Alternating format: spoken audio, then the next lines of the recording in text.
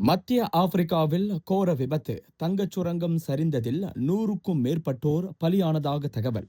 மத்திய ஆப்பிரிக்க குடியரசின் மேற்கு பகுதியில் கேம்ரூன் எல்லை அருகே அமைந்துள்ள ஜம்போயே கிராமத்தில் தங்கச் சுரங்கம் திடீரென இடிந்து விழுந்ததில் 100க்கும் மேற்பட்ட தொழிலாளர்கள் உயிரிழந்திருக்கலாம் என அனைத்து உலக ஊடகங்களும் உள்ளூர் தரப்புகளும் செய்தி வெளியிட்டுள்ளன.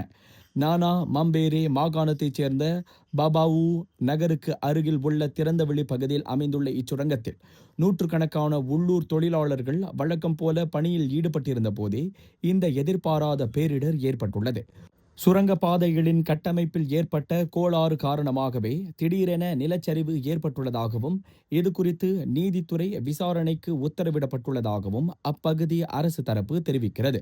சுரங்க தொழிலாளியான செட்ரிக் அம்பாங்கோ, அப்பகுதி துணை மேயர் சுலைமான் பி, செஞ்சிலுவை சங்க தொண்டர்களின் தகவல் படி போதுமான கனரக இயந்திரங்கள் உபகரணங்கள் இல்லாத காரணத்தினால் இடிபாடுகளில் சிக்கியுள்ளவர்களை மீட்கும் பணிகள் மிகவும் சவாலாகவும் மந்தமாகவும் உள்ளதாக கவலை தெரிவிக்கப்பட்டுள்ளது.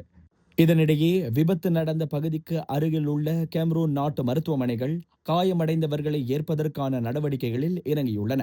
முறையான பாதுகாப்பு ஏற்பாடுகளும் கட்டுப்பாடுகளும் இல்லாத இத்தகைய பாரம்பரிய சுரங்க தொழில்கள் ஆப்பிரிக்காவில் அடிக்கடி பெரும் உயிரிழப்புகளை ஏற்படுத்தி வருவது குறிப்பிடத்தக்கது.